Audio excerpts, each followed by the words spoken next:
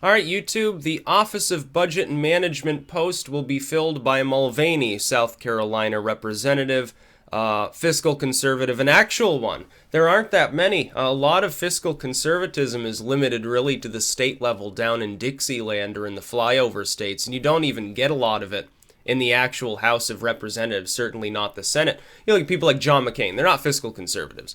John McCain, oh, lower taxes, 0.5%. Oh, but we're going to drive the deficit way, way up in order to pay for extra military goods. That's essentially what the neocons boil down to. Mulvaney's a little bit different. He's more of an actual fiscal conservative. He was the one who proposed I believe it was a lower cap and balance or something along those lines. Back when the debt was still on people's minds. You probably forgot about it. You probably don't even know what the debt clock's out right now. A lot of people don't because it sort of got eclipsed by other issues. But back when people cared about the fact that we were running our country's economy into the ground by owing more and more and more money, not only domestically to individuals, but also to other foreign states. There's your conflict of interest, by the way, for the federal government right there.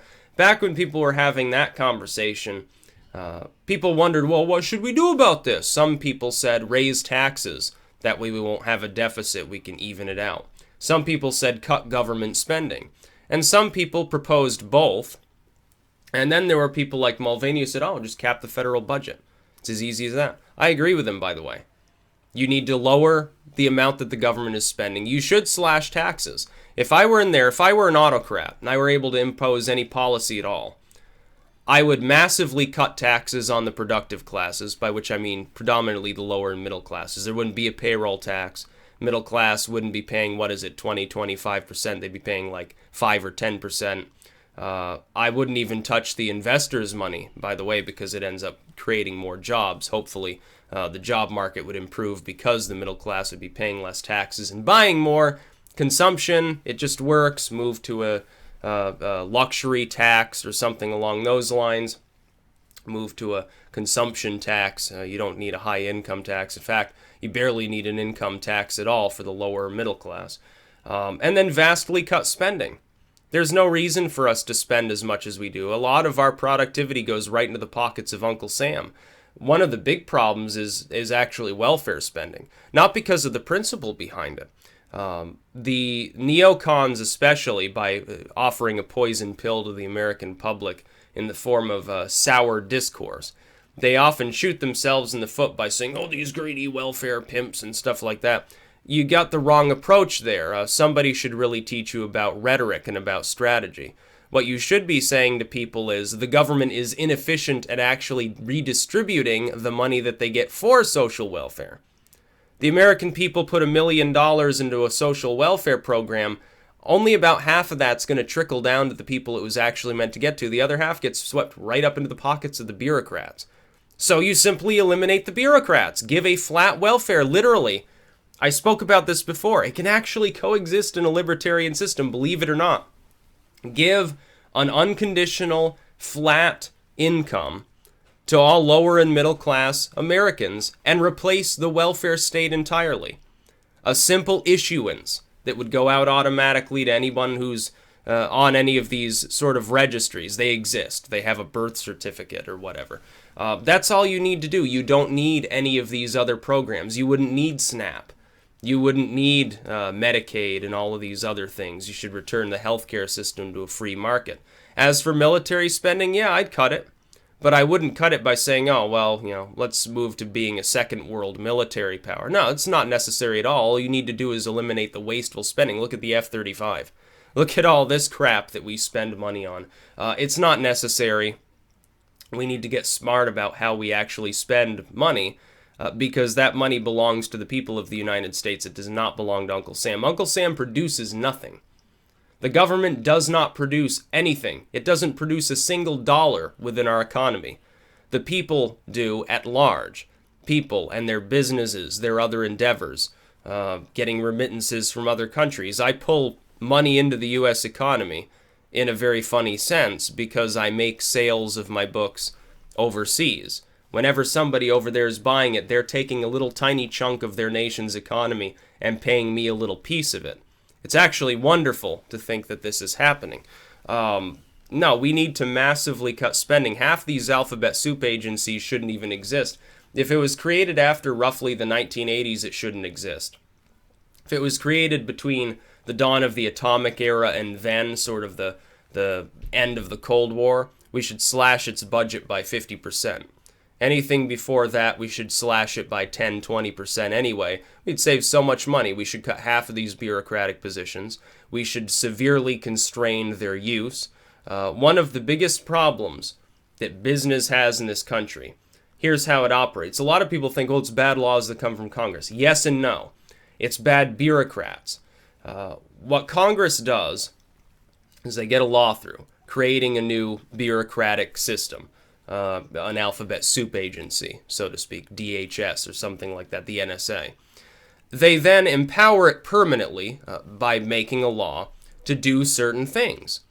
And then that bureau can create any regulations that it wants under that umbrella. Oftentimes it directly contravenes the Constitution, but because the court system is so slow, it can't keep up with all the new levels of bureaucracy created every year, and these bureaus tend to grow over time. They're always asking for more money because they constantly convince Congress, because Congress is filled with idiots, we need more money because we can't do this, and we need all this paperwork has to be filed. We need 100 more people in this sub-department, and we need this new power. You need to pass a law for that because otherwise things will fall apart. The truth is, for most of these bureaus, they haven't even existed that long. They weren't created with the dawn of our country. Most of them don't even need to exist flat out. The EPA, it doesn't protect the environment. Why do we have it? Department of Education. Look at our educational rankings. Do we really need a Department of Education? No, I think we can manage just fine without it. The NSA. We've already got so much surveillance going on. We've already got an FBI. Nobody, I think, wants to axe the FBI, but why the hell do we need the NSA? Why do we need the Department of Homeland Security? FEMA? Yeah, that's fine. Why is it coupled with DHS? The IRS? What's the purpose? Oh, well, we file some papers related to your actual tax rate. Now, people have to calculate it on their own or hire an accountant or whatever anyway. Why do we even bother having an IRS? Let them send in their money. If there's a problem, there's a problem. We'll figure our way through it. I'm sure we can do that without the IRS draining away a huge chunk of our national productivity. We don't need any of these alphabet soup agencies. As for the military, if you got rid of all the no-bid contracts and cronyism, you'd probably save about 10% on that. Right up. Put that in as to eliminate the payroll tax. Eliminate the payroll tax and cut the military budget by eliminating the cronyism. They'll balance each other out. Then you can get started on the actual deficit. You get rid of all the lower and middle class taxes that you can, so that people have a reason to, if you're in the lower class, you have a reason certainly to work hard enough to rise up to the middle class. People in the middle class, they are consuming more goods. You tax the goods they're consuming. A consumption tax. It's as simple as that. You don't even really need an income tax for some brackets. Or you can move to a low flat tax system, or you could overhaul the system. There's a million ways to do it. The overarching principle is cut government spending by more than half, I would say. Yeah, we should cut half of these agencies out of existence altogether. We should cut the military budget substantially. Not because we don't want to... what do you think we're paying for? Do you think we're paying to make the troops rich? You think they're getting more of that money? Hell no, it's going again into the pockets of Department of Defense. It's going into the Pentagon, where they will waste and apparently lose trillions of dollars on a regular basis. It's going into the new fighter jet that doesn't actually fulfill many of its obligations when we already had perfectly fine military hardware for the Air Force anyway. It goes into creating new ships that we may in some cases not need. We have military supremacy. Throwing more money at the situation every year isn't going to help the situation any more than we already are helping it. At some point, you achieve maximum efficiency. We've gone well past that. That would happen in a bureaucratic sense, too. If you have a little bureaucracy and you constrain it, it can help up your nation's economic efficiency. You're paying a small fee to massively increase the efficiency of your society. Okay, that's great. I have no problem with that. But we've gone so far past that. So absolutely, we didn't go a step beyond bureaucratic efficiency. We didn't go a mile beyond it. We walked all the way to the moon, and it's become a big problem. That's one of the major problems with our economy. So I'm glad that Mulvaney is going to be in here. Hopefully he suggests this. Hopefully Trump and congressional Republicans led by people like Rand Paul and Amash, who would love the idea, hopefully they will massively cut the size of government. I don't mean, go and excise a little bit of pork here and there with a scalpel.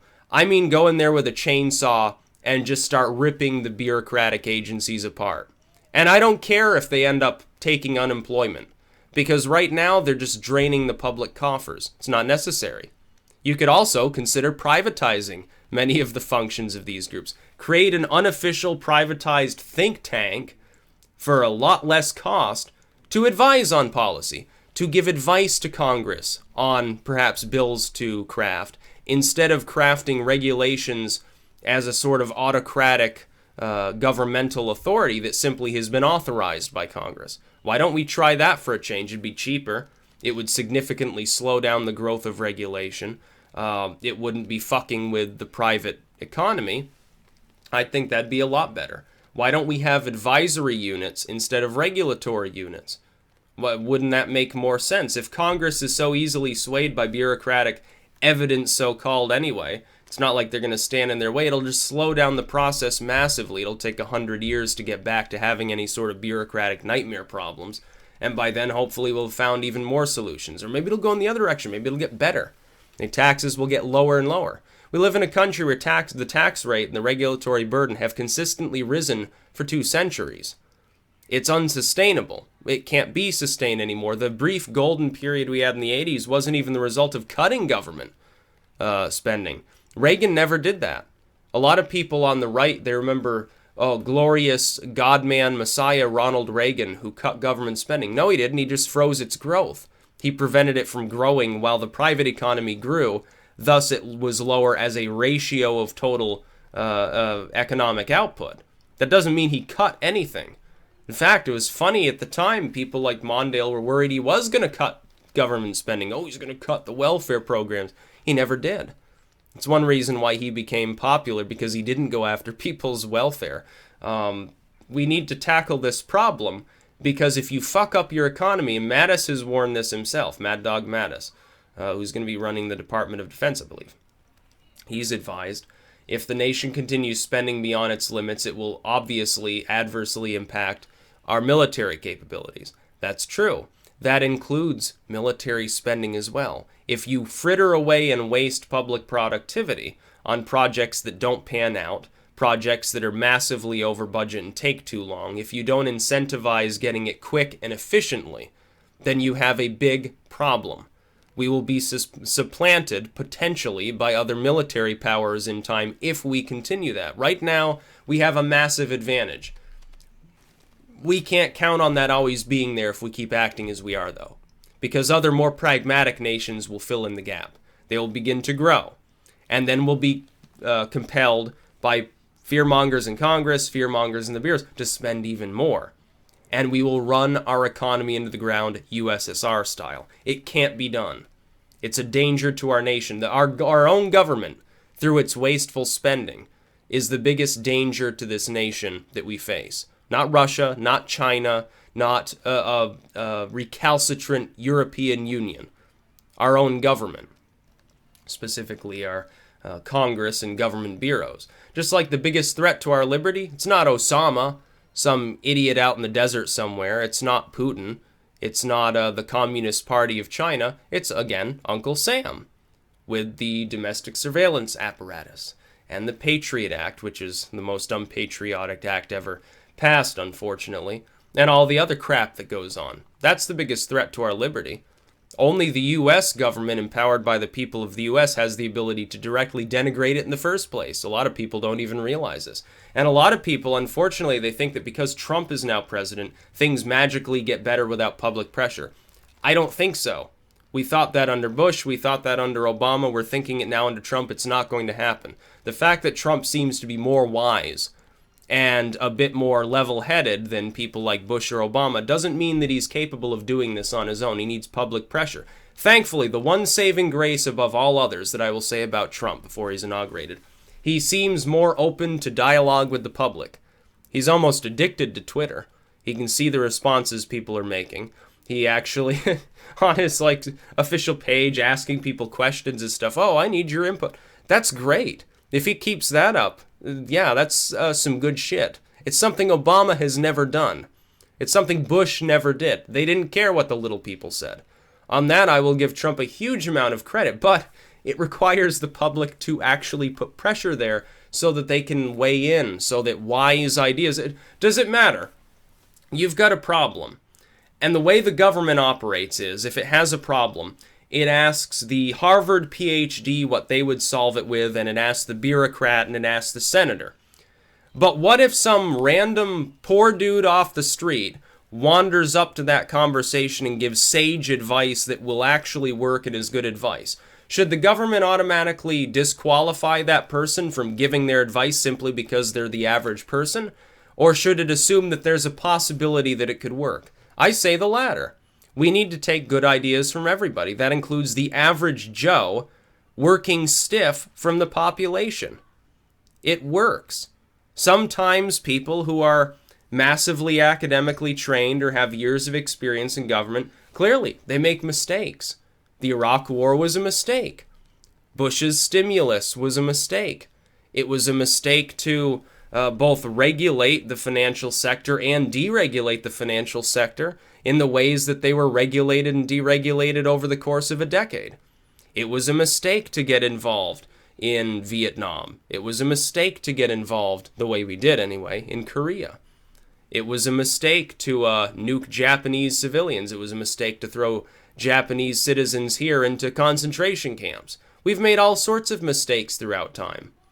We should start considering the possibility that occasionally somebody who is not a member of the political elite or the academic elite can have a good idea that can compete with other ideas put forth by the former.